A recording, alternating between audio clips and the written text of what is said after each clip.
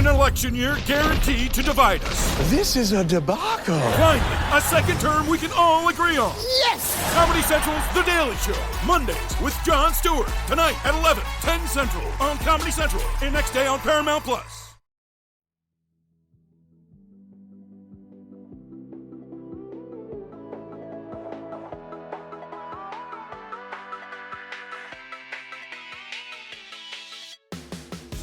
Since RuPaul's Drag Race debuted in 2009, its runway has become home to some of the most jaw-dropping looks on television.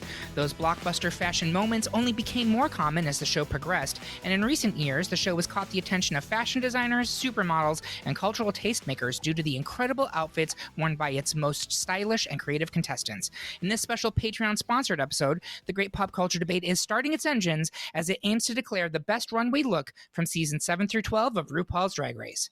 My sleep paralysis demon is Dusty Ray Bottom's feathers look from season 10. Seriously, look that up. I'm your host, Eric Rezsnyak. Please help me welcome my panel for this episode. Our first panelist is the human embodiment of gluing shit to a corset. It's Curtis Creekmore. I can assure you, Eric, I have never been accused of relying on my body. Well, that's funny because I always thought of you as legendary. And by that, I do mean leg and dairy. Our next panelist is walking into the room purse first. It's Carissa Kloss. It is a known fact that a woman do carry an evening bag at dinner time, Eric. Mm-hmm. You've seen it on The Real Housewives of Potomac. You've even seen it on Little Women LA. By the way, remind me to tell you the story of when I was Bob the Drag Queen's talent wrangler for the day. I'll tell that at the break. So you have to keep listening to the whole episode. And finally, please welcome to our Patreon sponsor for this episode. She's beautiful. She's a model. She looks like Linda Evangelista. It's Kathy Kingsley. I wish I looked like Linda Evangelista. Maybe if I keep my mask on? As the mother of 2 young children, I feel like you specifically have experience with your kids going out there in a fucking diaper and people saying, "Oh, your smile is beautiful." No, It's true. It's true. Welcome, Kathy. We're so delighted to have you. Now, in the interest of time, we're going to skip the preamble, which you can now find in a bonus primer on our feed. But do head to greatpopculturedebate.com and find the listener bracket for this episode so you can play along with us at home. While you're there, you can also find a slideshow featuring all 16 of the looks we'll be discussing from this bracket to help you make your picks. Finally, if you're looking for our thoughts on the runway looks from seasons 1 through 6 of Drag Race, we released that episode a few years back, and you can listen to it right now. With that out of the way, let's sissy that walk and start these debates. First, it's a unanimous victory for ultimate number 1 seed Nina West and her Face Kini realness look from season 11, which led to a final Bowery for 4 seed Miss Fame in her green runway from season 7. Next, the panel is currently leading towards 3 seed Valentina's daring Night of 1000 Madonna's look from season 9, but Kathy can't resist the siren call of Aquaria's mermaid look from season 10, a 2 seed. I will bare my soul and try to hitch a ride for Valentina into round 2. Kathy, explain why something is fishy with these votes, as Aquaria clearly deserves to advance. I was going to have Kathy go first. Actually, you know what, Kathy? Go right on ahead. Okay. I want to say that I am absolutely dumbfounded that I'm the only one defending this look. Like, I'm going to start with Aquaria because Aquaria's look was just so vastly different from all the other mermaid looks on that runway. Everyone else went colorful or pastel or your typical mermaid, and she went completely the other way. It made it unexpected and it made her stand out. On top of that, the look had kind of a political message about oil spills and pollution of the ocean, which I found really interesting. I love it when queens use their platform to like make a point. Plus, it was beautifully crafted, like the oil dripping down her chest and the tail being frayed at the end, and then the teardrop makeup and like the slicked hair on the face was just chef's kiss on top. I love this look. I'm shocked I'm the only person defending it. Well, here's the good news, Kathy. I've already switched my vote. I'm not only switching my vote because it's a more interesting look, but I'll also say I realize that it's Kathy's ultimate pick to win the whole debate. Sorry.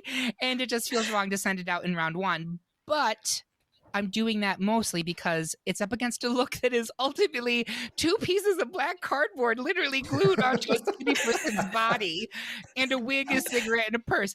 That said, I'm going to explain why I initially picked Valentina's look. Because of the unbelievable balls, which were tucked into her cavity, of course. Valentina displayed in serving this up. Lest we forget the season 9 Madonna runway was a do-over after season 8's cringe-inducing kimono gate. Val served up a Madonna look that few would ever think to replicate, the iconic nude hitchhiking shot from her scandalous sex book, and she executed it in a way that was fashion, it was subversive, and I don't know if I'm allowed to use the C word here, but it was 100% the C word. Again, it's 2 pieces of cardboard glued to her body, whereas Aquaria gave us an entire storyline and a very well executed look. Happy to swap my vote here. Curtis, where are you? It's really challenging because both of you made really strong arguments, and I think I originally voted for Valentina because I didn't think that people would, and I wanted to talk about it because it's a powerful statement. It's more than just a look. It's saying that you can walk down a runway with 2 pieces of cardboard and just your body and it be beautiful and like something amazing. That to me said something. I totally agree that Aquaria's look from a like fashion perspective, it's amazing. It was different. It was different than what everybody else did. I do remember that I was very taken out of the fantasy of that runway when they all came out in wheelchairs. Yeah, such a weird runway. I'm going to stick to Valentina. Okay, that's fine. Carissa, where are you on this one? So I also initially picked Valentina, but I think a big part of why I did it is because I really like Gottmik's little black dress runway, and I don't think we get there if Valentina doesn't do this first. But I'm looking at these looks side by side now, and I did before I'm changing my vote. I'm going with Aquaria. I mean, it is fashion. And when you put them next to each other, it's like, okay, yeah. Even if we're just judging on the hair, Aquaria's hair is better. So, yeah.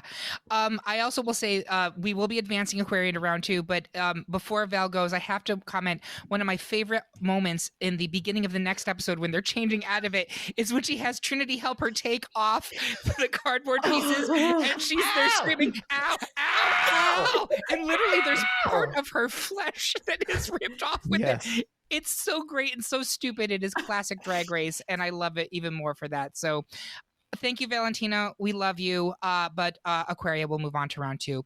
Next, another unanimous victory as 1 seed Naomi Smalls in her season 8 Wizards of Drag makeover look had more brains than 4 seed Aquaria in her season 10 Double Trouble looks. That being said, I am curious for my panel, which of the Double Trouble looks were you thinking of here, the pastel good twin or the murderous evil twin, when you were making this decision? I'm going to start with Carissa. Which one was the one you were thinking of? I was with the good twin look. I thought it was so cool, this weird asymmetrical sexy pirate. Yes. Kathy, did you have one in mind when you were making your decisions, or both? I actually really liked both of them, but I do agree that the pastel good look was my favorite of the 2, but they were both great. And Curtis? I didn't like the good look. That's super funny. I was thinking of the evil twin look. I loved the structure of the bone mask that she wore, and then the blood spatter all over everything. I thought it was a really cool look. Some behind the scenes gossip on all of that. So the season 10 queens were told to prepare a caveman look that they did not use. And that's why most of them for the evil twin in their Double Trouble challenge had caveman looking things, because like, well, I'm going to use this runway because I paid for it. And that's why they went with that way. And then the other thing is Lux from season 15 got a lot of shit for replicating Aquaria's good look from that challenge. And was incredibly, what's the word that I'm looking for here? Evasive and unwilling to take any criticism over it, because haven't you ever heard of a reference? But it doesn't matter because they're out, and Naomi Smalls will advance into round 2. Next, the panel is currently leaning toward advancing 2 seed Peppermint in her season 9 Club Kid runway, but Carissa is playing Lincoln Lawyer in defense of 3 seed Katya in her season 7 Bearded and Beautiful look. Curtis, explain why you're so sweet on PEPPER. Aw, bitch, you know the rest. Carissa, explain why Katya should advance based off of the hair on her chinny chin chin. Carissa, you go first. I'm pretty sure Curtis isn't going to need to say anything because I'm pretty sure I'm going to lose this. And that is fine. I think Katya gave us some really interesting runways her season. She was never a fashion queen. Her All-Stars looks, next level. That's a different episode and we should do it. But her original season, there's not a lot here that's really fashiony, but it is stupid and creative. And this one, especially, it's so dumb. Her and Trixie killed this runway. Trixie's Jesus look was also top notch for me, but this one is just so stupid and so quintessentially Katya, and this is why we all fell in love with her. It's episode 3 of the season, so we're still just getting a feel for who these girls are, and she just is so dumb on the runway. So I mean, it's not the most amazing look, but it is memorable, and I think that she deserves a mention here, even though she's not clearly a fashion queen. Well, that being said, I also don't think Peppermint's a fashion queen. But True. Kathy, has she swayed you with that argument? This one was tough because I do also love Katya. I'm trying to separate the queen from the look sometimes, and that's tough. But I agree. Katya was not particularly a fashion queen on her original season, but I do love this look. It's referential. It's funny. It's quirky. It's very drag to me. But I think I'm still going to stick with Peppermint on this one. Peppermint, also not a fashion queen, but I like this look a lot from her. Yeah. Very constructed, very cool. Yeah. Curtis, you're sticking with Peppermint here? I'm stuck to Peppermint. It's sticky. It is. It's been licked. Okay, so we will advance Peppermint to round 2. I do want to say one last thing about the Katya look is when she's serving on the runway, at one point she puts her head, a gun to her head, and goes, blah, which is so Katya. So Katya. Deeply uncomfortable when you're thinking about, ha ha ha, somebody got shot in the head. But you know what? It worked because it's Katya. But anyway, Peppermint and her candy look will advance into round 2. Next, the majority of the panel is still spinning over 1-seed Violet Chachki's season 7 fall fashion show look, but Curtis is brimming with opinions about 4-seed Asia O'Hara and her season 10 Hat's incredible look. I will explain why we should stop tarting around and push Violet into round 2. Curtis, fluff the chances of Asia's dandelion look. Curtis, you can go first. This is another one of those that I don't think that you have to say anything, and I know you all must think that I'm over here smoking something fun, but dandelions. The only thing that gets smoked in this house is ham and my ass. Ham. When Asia turned the corner of the runway in this look, girl, the scream, I scrumped, pearls clutched, fields watered, booked and blessed. I had a religious experience, I believe. And Eric, I'm pretty sure I was in your apartment when that happened. It was, in my mind, this, when it happened, was like the best look I had seen in Drag Race history up to this point. Not only is it a beautiful gown beneath, like it's stoned, but it's also like, I think, crushed velvet with nude illusion. It's pageant up and down, but she took an IKEA lampshade and turned it into drag. That is literally what that is. If you've ever walked by an IKEA, that is a lampshade, but like one of the hanging lampshades. It is simultaneously camp and elegance. It is everything that I wish for my drag to be. Asia, if you're listening to this, please adopt me. Jolene Sugarbaker Devereaux would happily add O'Hara to the list.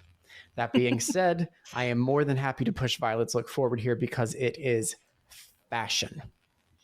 So thank you for that, Curtis. And I don't think anyone, I don't want to speak for everybody here, but we all love this look from Asia, right? Like Carissa and Kathy. Yeah, it's a great look. Yeah. It's just up against Violet's look, which is a fashion nuke, in my opinion. Kathy, are you sticking with Violet or are you switched to Asia?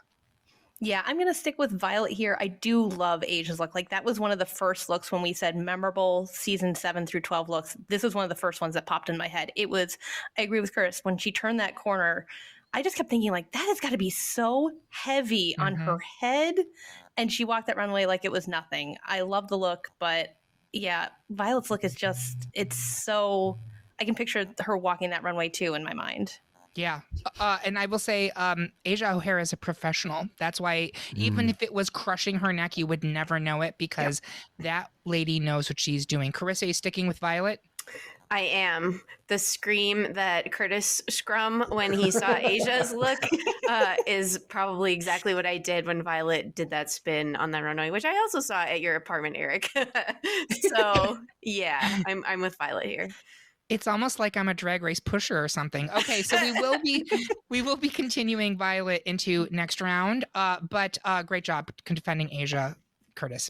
Next, another 3/4 split is the panel currently favors 3-seed Crystal Method's season 12 fall fashion show look, but Kathy thinks that all that glitters is 2-seed Sugarcane's season 11 sequins runway. Carissa, explain why if we stay Freddie, we ain't got to get Freddie, and that's why Crystal should advance. Kathy, speak to the purple mountain majesty that was Suga's look. Kathy, you can go first. Okay, I don't think I'm going to win this one, but I do want to defend Sugarcane because even though she had what I thought was kind of a lovely personality, again, trying to separate the looks from the personality, she had some real stinkers of runways. She is not a fashion queen, and I'm sorry if you're hearing this, Sugarcane, but oof. The but troll this look. The troll look. It has to be. It has to be said. It must be said. It is nightmare fuel. It's bad. Yeah. It's really bad. But how bad that look was, I thought this look was that good. She looked like $1,000,000 fucking bucks on that runway. That dress was stoned to within an inch of its life. There is so much detail in all the appliques on it. I thought she looked gorgeous from head to toe.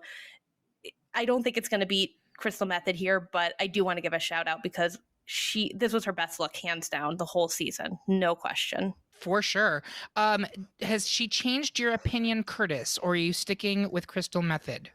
This one was really tough for me because I actually put Sugarcane's sequence gown on my list. It's beautiful. It truly is, I think, one of the best gowns to have walked just the basic runway, not like an elevated end of season runway. It's real. I don't know. Can I jump in with one more point here? Bring me to you. Okay. If we're bringing some receipts, Suga was high on this one, but safe, and she got 2 toots from the fashion photo review.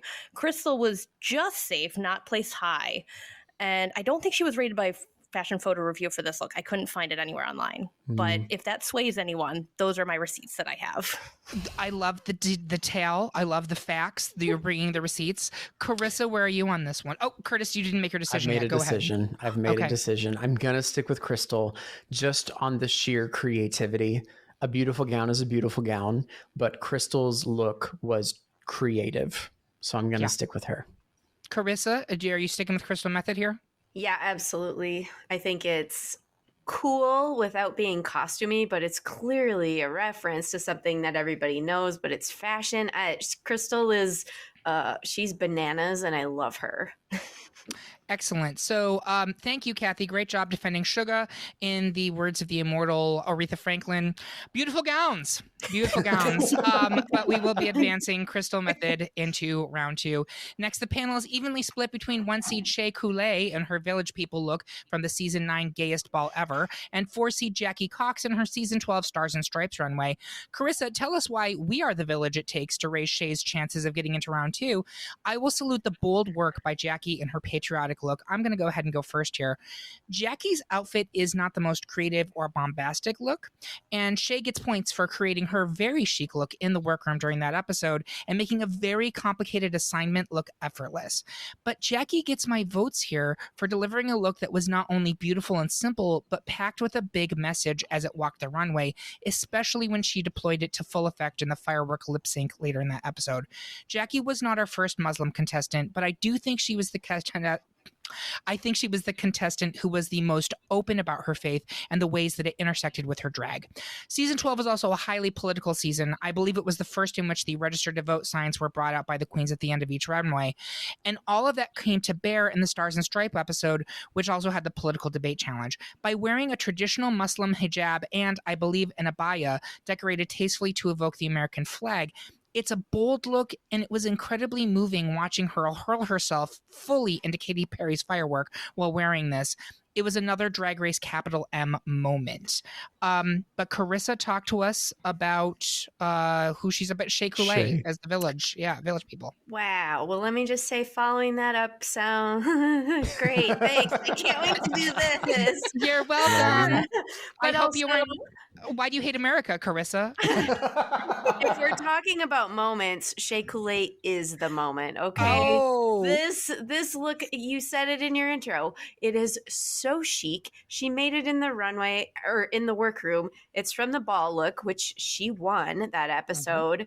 And okay, so it's a stone to the gods construction helmet for one. It is a white rib tank top, over the knee socks, stoned boots, and the most enormous sheer flannel patchworked that she uses as a train and just effortlessly drags it off her arms like the model that she is. Like it is, the elements here are simple, but the look is next level fashion. And we don't see a lot of really good fashion come out of these ball looks that they have to make in the workroom, and this is legit. Like, this is Naomi Smalls scarecrow drag level of creative and cool. So I have to give it to Miss Shea here. All right, Kathy, where are you on this one? I'm going to stick with Jackie Cox on this one. I agree with Eric. This was not necessarily about the garment, but what it meant. Like, this was clearly a moment for her. She was saying, hey, I'm American, I am Muslim, and I am proud. And that, to me, just it gives me chills just talking about it right now, because that is just so special. And you're right, she's not the first Muslim contestant, but this was the first time we'd really seen a look like that on this runway. And it was very bold of her, particularly given the times that we're in, to do something like that. And I applaud her for that. So she gets my vote here. Great. No shade to Shea. I love Shea's look too, but yeah, Jackie gets my vote. Yeah, there's no bad looks on the top 16. Let me be very clear about that. Curtis, where are you on this one? I'm going to make it difficult, and I'm going to keep it with Shea Coulee. Okay, I so love good that. luck, everybody else. Well, in minisodes, when we have ties, we go to tiebreakers for the group. And since this is a Patreon-sponsored episode, I'm giving the first tiebreaker to Kathy Kingsley. Kathy, who goes forward here? Sorry, Curtis. It's Jackie. All right. So we will move Jackie Cox next into round 2. Finally, in round 1, another split decision, this time a season 10 showdown between 3-seed Asia O'Hara in her feathers runway and 2-seed Mo Hart in her drag on a dime look. Curtis, I taught a putty tat, or at least the votes to get Asia into round 2. Carissa, tell us why Mo's card dress got a raw deal. Carissa, you can go first. Yeah, talking about queens who make their looks, Mo Hart was a queen on a budget. She could not afford stuff. A lot of what she wore on the runway, she made in the workroom. She raided that fabric wall every single challenge, every single runway. So part of her being here, I think, is she just really deserves her flowers for the work that she has done. Now, we met her at DragCon, and she said she does not make her stuff anymore. She got read enough, and she makes enough money, so she buys it. But this look she made out of a deck of cards. That is like a really difficult material to work with, and the way that it is structured and the way that it moved on that runway, she does not win this challenge, and I was shocked when that happened. So I just think we need to talk about this because it is so cool. It is so well made. It was the very first thing we saw her really do on this season, and I was so excited to see what else she would bring. In my recollection, she wouldn't even place high for this challenge. I think she was safe. Completely disregarded, which was insane to me at the time, and still kind of is. I was shocked. You could see it on her face where she's like, this is some fucking bullshit, because there were other people in the high category, Blair, who she knew the jig was up. She knew it. Yeah. That was the moment that she was like, oh, I ain't winning this whole show. Yep. That's when I knew, because I remember I wasn't shocked. I was angry. I was actively mad that she wasn't in the top that episode. Yep. Speaking of moments that people know they're not going to win the show, talk about Asia, Curtis. And too soon. Oh my God. Ow. Well, this is apparently officially an Asia O'Hara Stan account. I had no idea before tonight. Asia absolutely killed it in her season with her fashion. And I don't care. I enjoyed that mermaid look. It was different. No one did it. No one did face first mermaid. Like, that was so interesting. There's a reason. Well, you still remember it, Kathy. It's true. I know people were torn on her glittery clown look. I loved that too. I thought that was stunning. Mhm. This look, which we're talking about, is the look, the feathers look, the Tweety bird look. It is stunning. Typically, when a queen comes out in something that has zero definition, gives no shape to her body, she is read for filth. And understandably so. But even without being able to see Asia's figure in this, it is still so light and buoyant. It is joyful and fun. It is, once again, camp and elegance. I'm serious, Asia. Jolene Sugar Baker Devereaux O'Hara is sounding better and better. There needs to be a portmanteau for camp and elegance. Is it Kelligance? Is it Elecamp? I don't know. We have to work on that. Kathy, where are you on this one? I'm with Curtis on this one. I love Asia's Tweety bird look. In particular, I love her attention to detail. Those orange gloves that she just places just so to make the beak. It just completes the illusion. I can still picture her walking down the runway and like puffing her hair out of her face. It was so great. And camp and elegance is kind of my aesthetic for drag. I love the marriage of the two. So this is right up my alley. All right, so I'm sticking with Mo here because I give the points to looks that are constructed in the workroom generally, and I agree that Mo got absolutely robbed, which means we have a split decision. Curtis, you're next alphabetically. You get to break the tie. The fact that I'm not immediately saying Asia is tough because I really loved Mo's look. It's amazing. But we knocked out Asia's other look, and I'm going to go with Asia. All right, so Asia will advance into round 2, and that's it for the end of round 1, folks. We're going to take a quick break to hit the giant shade button in the Untucked Lounge. We'll be right back after these messages. $5 can't buy you much these days. In the 90s, a Big Mac Extra Value Meal rang in at $4.59.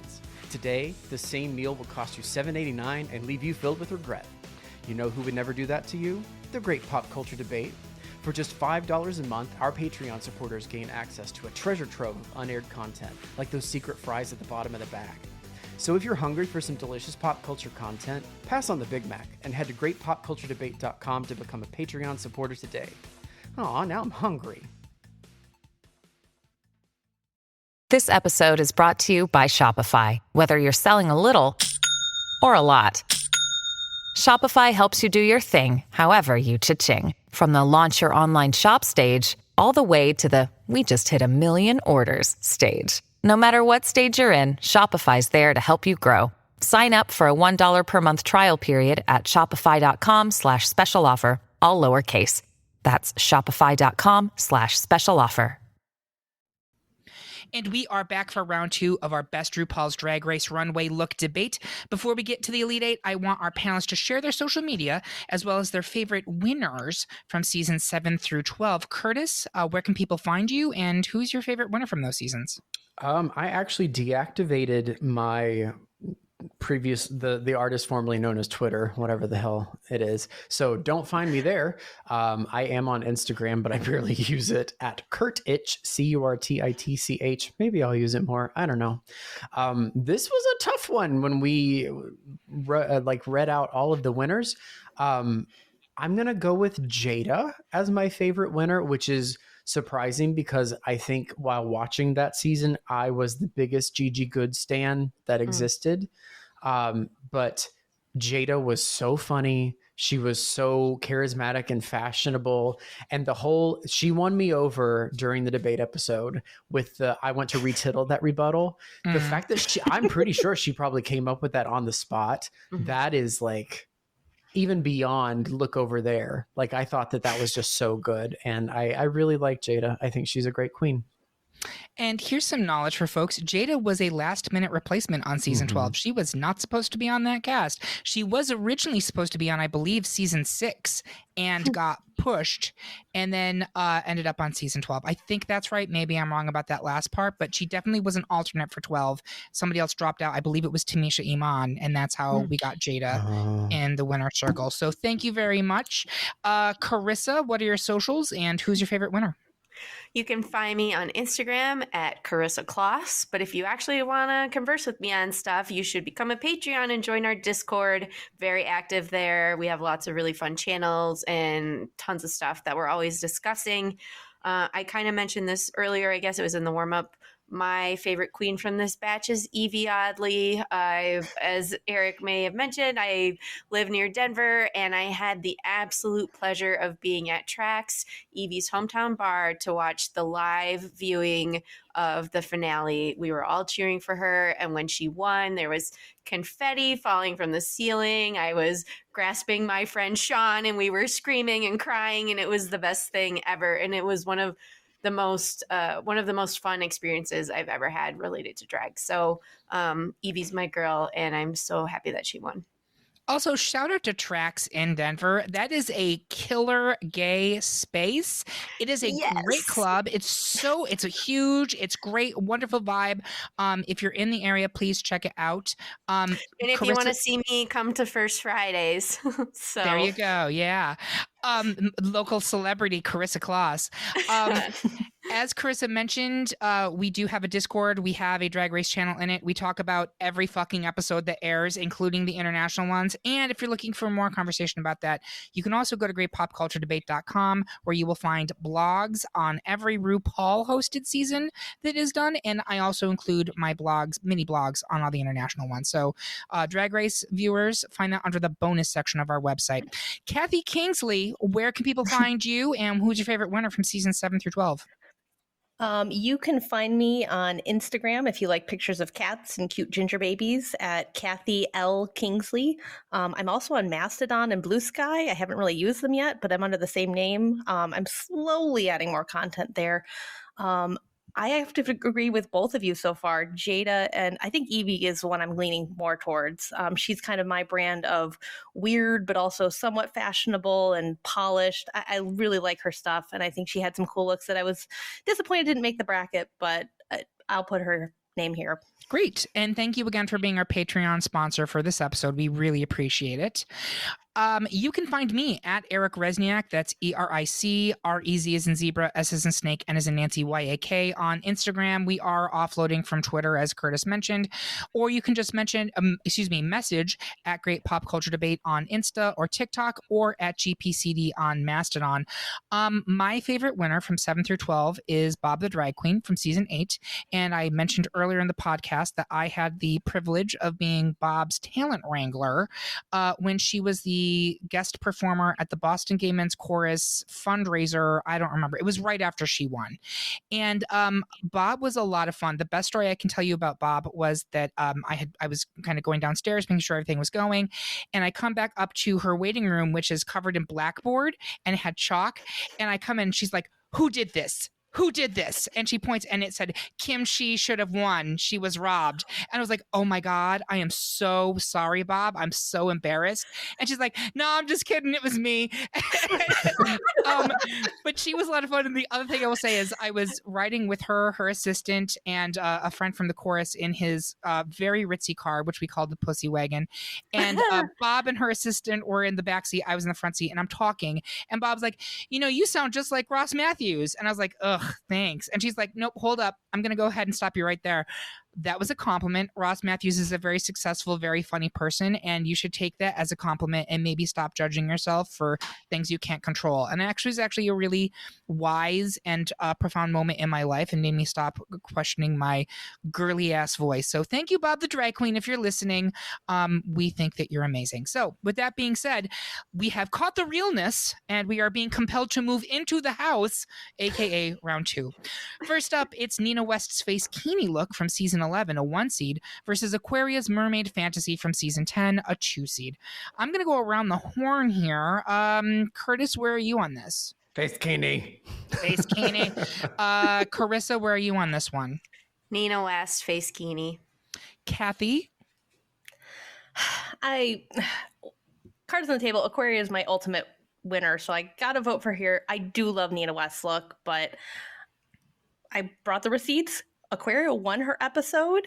Nina was just safe in that episode, surprisingly. I do love the look, but she did not win. And the two both had 2 toots and top toots of the week, so that's equal on both equal on both fronts. I'm loving the details that you're bringing. You're giving me Joelle Bodecker realness, and so thank you for that.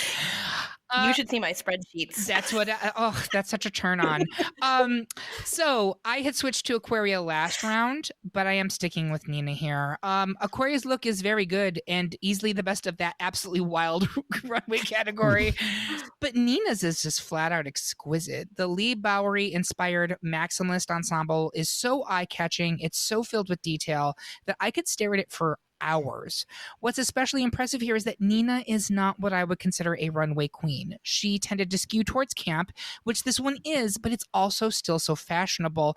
It's a very high degree of execution from someone who's not super confident in her runway looks, and I love that for her. So you're sticking with Aquaria, right, Kathy?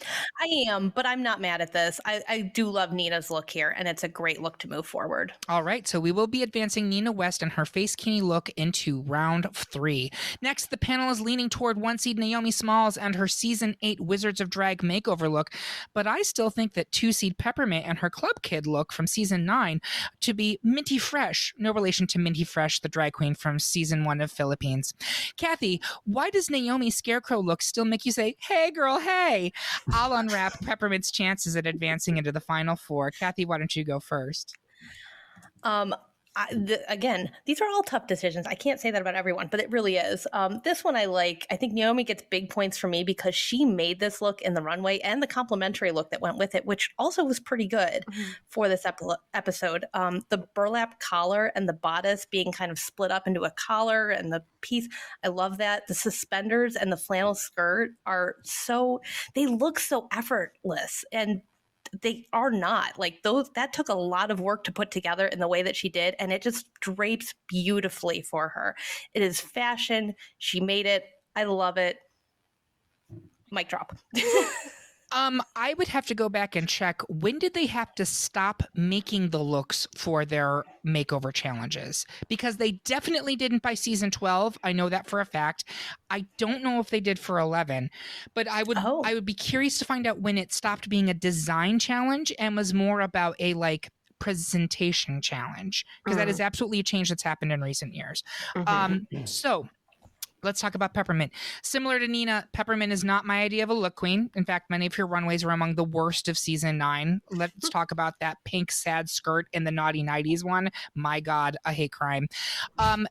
But goddamn if Pep didn't look absolutely amazing on this particular runway. She knocked it out of the park with this bold peppermint candy confection, the massive shoulders, the matching makeup, the stiff striped skirt, the giant prop sucker. It's 10/10, no notes from me. Fun fact about this look, it was prominently featured in the season 9 trailer, which is a real mindfuck for the spoilerinas over on Reddit, who genuinely believed that Peppermint was an early out for that season. And every week we're losing their minds because they're like, Peppermint can't go out this week, but she's supposed to go out because we haven't seen the candy look yet. So I loved that kind of inside baseball with it. Carissa, where are you? Yeah, I earlier advocated for Katya's stupid Abraham Lincoln look over this Peppermint look, but I am 100% behind Peppermint here. Curtis, where are you? I'm with Naomi Smalls. Ooh, we have another one. Again, I'm always going to give more points to someone who made their look most of the time. Sorry, Mohart. But in general, like Naomi Smalls' look, even though she made it, is like, that's basically haute couture. Like, it is beautiful. And I typically hate a queen in a pussycat wig, but that, just the whole look all together is stunning. I love the suspenders that hold up this like full skirt that she created out of so many different fabrics. Like, she is the most like, oh my God, it's just so good. So I'm going to go with Naomi. So we're tied, and technically alphabetically I would be next. I'm actually going to give it to Naomi here. And I think it's because, so I do believe that Peppermint's look is of the ones that were brought from home among the strongest in this group. But Naomi made it on the show, and she didn't just make one, she made fucking 2.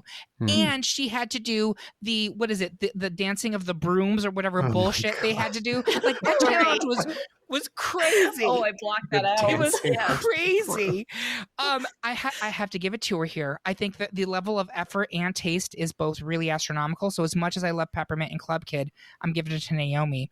So she will be moving on to round 3. Next, I believe we have a unanimous decision in a matchup between two fall fashion mini challenge looks. 1-seed Violet Chachki's season 7 fabric swapping jumpsuit versus 3-seed Crystal Method's season 12 Freddy Krueger inspired look. I know that we are saying that Crystal no longer haunts our dreams, but Carissa, you did want to say something about this look before we said adieu to it. Yeah, I think it's really, well, it's very interesting to me that both of these come from the exact same challenge. It is the very first episode, do your spring, do your fall runway look, like tell us who you are.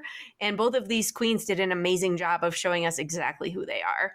One of the looks that I kind of put forward for this, but I don't know if it fit our rubric of timeline, but one of my favorite drag looks ever is Crystal Method's first look from the finale episode where they were in quarantine. She was at home. She was a giant piñata standing in her backyard, just like a giant fucking horse. I don't even know. And I lost my mind because she is so weird and so creative. And we never would have seen that outfit had we not been in quarantine. Like, there's no way that was portable. So I just think that she's really cool and she's really quirky and she's done some stuff that's really interestingly made and very memorable. So I love this look. It was one of the first to pop into my mind. I'm glad we got to talk about it. I'm so glad that you mentioned the timeline of it, because I do want to make it clear we were only looking at looks that were actually on the runway during the regular competition. We didn't include finale looks. So if you're listening to this and you're like, how the fuck is Violet Chachki's season 8 crowning look not on this list? It had to be runways from the actual show. That being said, I do think we're going to do a top 10 of all-time best crowning looks from the show to go along with this episode, so you can find more finale looks there. Thank you for that. We will be moving Violet and her season 7 fall runway into round 3. Finally, in round 2, our 2 tiebreaker victories from last round are now up against each other, and it's a unanimous victory this time. It was Jackie Cox's Stars and Stripes from season 12 versus Asia O'Hara's Feathers from season 10, and the panel has decided decisively on Asia this time to move forward.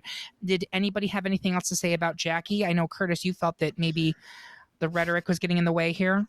No, I don't want to say that because it makes me sound like an asshole, but I believe, like, when the pump fits, I'm going to put it on and stomp the runway. Like the whore you are. Like, that's the corner, Eric. You all talked a lot about how this look made you feel and how momentous it was, and I didn't want to take away from any of that. But when you compare literally the garment, the look of one versus the other, Jackie's is very simplistic, and I believe that was, it's purposeful. It was meant to be exactly what it was, and it meant so much in the moment. But if I'm comparing literal Tweety Bird to what Jackie is wearing, then I'm going to go with Asia every time. Okay. No, thank you for that. And we will be moving Asia into round 3. And that's it, folks. We have our final 4. We're going to take another quick break to cry while looking at photos of us as children. We'll be right back after these messages. These days, there's so much great TV. Sometimes you just don't have the time to tune in, but you're still itching to know what happened. Or maybe you watched the episode and just want to yell into the void and see if others agree. Well, if you aren't reading our episode recaps, you're only getting 3/4 of the story. The Great Pop Culture Debate publishes weekly recaps of some of your favorite television franchises, so you can stay up to date without even watching. Head over to greatpopculturedebate.com and make sure you never miss a moment. And we are back with the final 4 of our debate devoted to the best drag race runway look from seasons 7 through 12. At this point in the show, I always like to take a step back and see if the final 4 matches up with what I figured. We have Nina West's Face Kini from season 11, Naomi Smalls' Wizard of Drag makeover from season 8, Violet Chachki's Fall runway from season 7, and Asia O'Hara's Feathers runway from season 10. I think those are all pretty iconic looks to me. Asia maybe is the one that's a little bit of a surprise here, but Kathy is the Patreon sponsor for this episode. Is this the final 4 that you thought you were going to get? It's pretty close. I had 3 of the 4 of these going through the final 4. So these are all iconic looks in my mind. And even the one that I didn't have going through is amazing. I'm not mad at any of these. Great. Any other thoughts from Carissa or Curtis? You feel good about this final 4? Yeah, I think it makes sense for what it is. And we've been talking a lot about how things made us feel when we saw it. And these are all capital M moments from 10 years ago, Drag Race. And we remember them. So, Yep. I'm still waiting Excellent. for Brooklyn Heights to come in from out of nowhere and just win the whole thing. So Could happen. And if nothing else, she'll just host her own podcast, even if she doesn't win. So there you go. All right, let's do this. Around the horn, Nina Westface Keeney versus Naomi Smalls, Wizard of Drag. I'm going to start with Curtis. so I haven't gotten to talk about the face Keeney at all. I loved it. I thought it was fantastic. The fact that you can cover your face and still have an amazing look, is really impressive, especially for someone like Nina, who was not a fashion queen at all. But I'm still going to give my vote to Naomi because that look is just stellar. It is stellar, and she made it. Like, if you told me that she bought that from some high-end designer specifically for some Wizard of Oz runway, I would believe you because it is phenomenal. So that's where my vote goes. All right, Carissa, where are you on this one? normally I would always throw my vote toward the handmade stuff the queen made stuff, because all clothes are handmade. But here I gotta give it to Nina West. This look is such a perfect marriage of camp and fashion. She was never gonna be a style queen, but occasionally she knocked it out of the park. And this is one of those moments. And this was a capital M moment. And this is just me. I cannot separate my love for Nina West from how I feel about her runways, because she's just so wonderful and I love her so much. And that's what's tipping me the most here. Okay. Kathy, where are you? Oh my. I've been going back and forth on this one. All right, I'm going to rip the Band-Aid. I'm going to do Nina West, I think. It was just so quirky and referential, and I love that. And I agree. She's not a fashion queen, but this one, she really nailed it. It was perfect from head to toe. Curtis, I had swayed last round over to Naomi because of the argument that she made it herself. In fact, she made 2 different versions of it. But I just think this Nana look is so strong. There is not a thing about this that I would change. And it was a runway prompt that could have been really crappy.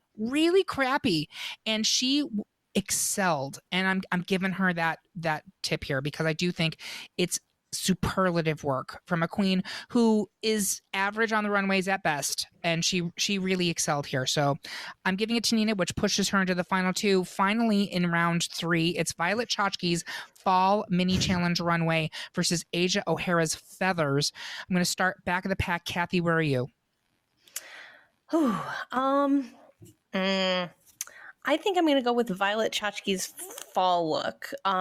We haven't really talked about her. She is I would argue a fashion queen from her season, and we haven't really talked about it. This was another moment on the runway. That twirl and that reveal, it inspired a whole nother runway theme, I think, for one of the All-Star seasons, the 2-in-1 look. Mm-hmm. Yeah, All-Stars I mean 2, right? It's tough to know if that was inspired by Violet specifically or Drag Race Thailand, which also had a 2-in-1 runway at that point. But yes, regardless.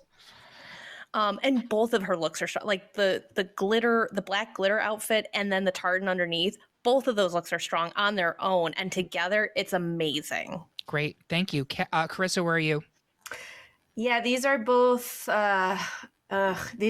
looks that were presented. Like Asia in stills is not what Asia walking down that runway, puffing up her hair, as Kathy had mentioned earlier. Like when I see this look, I see her walking, I see her doing that, and it's the way that she presents it. But Violet's was so much more of it's more of a standalone look in some ways, and it is capital F fashion. And I feel like in some ways she's the first queen who really brought that to the show. So I'm with Violet here. Curtis. Jolene Sugarbaker Devereaux Chachki doesn't have quite the same ring as O'Hara, but I am going to vote for Violet here. I agree with everything that's been said. It is fashion, but is it fashion? I can't burp on command, but it's fashion. The plunging neckline to her belly button, the hat, it's all fantastic. I loved both looks were great, but yeah, Violet. I'm going to make it a clean sweep for Violet here, which means we have a final 2 of Nina West's Face Keeney versus Violet Chachki's Fall Runway, starting in the middle of the pack with our Patreon. Well, actually, no, the middle of the pack is Carissa. Carissa, where are you? Gonna stick with Violet here. All right, Kathy Kingsley, Patreon sponsor, where are you? I too am going to stick with Violet on this one. Curtis Creekmore. I am that gif of Carson Kressley who is just gobsmacked at Violet taking off the belt and doing her twirl. It is, we haven't talked enough about it. It is a phenomenal 2-in-1 look. I think, Kathy, you mentioned even the black sequin is beautiful. If she had just walked the runway in that, it would have made the list. I don't know that black sequin look would have won an entire 16 showdown like we've just gone through. But the fact that she was able to create this amazing double look and it was so seamless, you had no idea. You had no idea that a full look lived underneath it. It's one of the greatest, I don't care what season or what combination of seasons, Violet Chachki's fall look is one of the best looks to come out of Drag Race. We saw it. We saw it live. Eric, do you remember this? When they did Work the World in 2015, they did a runway. Courtney Act was there with her wings. I saw that live. We saw her do that. We saw Violet walk the runway in this outfit. And up close, you could not see the tartan peeking out at all. You still had no idea. You knew what was coming and you still, like, there's no giveaway. And when she did it in real life and did that spin, like, so I may be conflating both of those experiences, but it's incredible. Even on screen, it's flawless. Yeah. It is. And I want to add, you said we didn't talk enough about it, Curtis, so I'm going to talk about it now. But I think there's also a meta perspective for why this deserves to win here. And that's season 7 was a very clear change for this show. Even look at the promo for season 7, which everybody hated at the time, right? We came up with season 6. Everybody loved season 6. How can the show get any bigger and better, right? It can get bigger and better by making itself more appealing to a general audience, not just a drag audience. And that's what 7 was all about. The H&M stripped down promo looks. It was a real shift deliberately to fashion away from camp. And this was the moment where that actually happened. And I don't think the producers had any idea that she was going to pull that out of her bag and do that in episode fucking 1, like 15 minutes in. But they must have shit themselves because that was exactly what they were going for the entire season. And like, look at the cast from that season. It was fashion queens versus camp queens. And the camp queens all got pushed out the door real fast. So it was a very deliberate shift from the show. It was growing pains, I think, for a lot of us with season 7.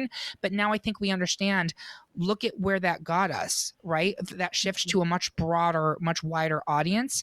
And Violet and that fucking jumpsuit was the moment that it happened right there. It's captured in GIF form, in video. That's legendary. A lot of people do not like Violet. There's reasons, she has baggage, etc. But you can say that in that single moment, she pissed all over the season and she changed Drag Race. She really did with this outfit. So there you have it, folks. Our pick for the best runway look from RuPaul's Drag Race season 7 through 12 is Violet Chachki's Fall Fashion Show Runway. Do you agree? Do you think that we should have lip-synced for the crown instead? Tell us how you really feel by leaving a comment on this episode at greatpopculturedebate.com or find us on Instagram, TikTok, Facebook, or Mastodon. While you're there, make sure you subscribe and follow the podcast so you can hear all about what new debates are coming soon, vote in open polls, and even decide which topics we tackle next. If you really enjoyed the episode, please take a minute to like and rate it on Apple, Spotify, or whatever platform you listen on. I want to say thank you to my panel. You've been a great Michelle, Carson, and Ross, and I'll let you decide who's who in that comparison. And thank you for listening. If you loved what you heard, please consider supporting us on Patreon, where you can get even more exclusive content and you get episodes a whole day early. We hope you have a good one, and remember, everyone is entitled to their wrong opinion. Come through!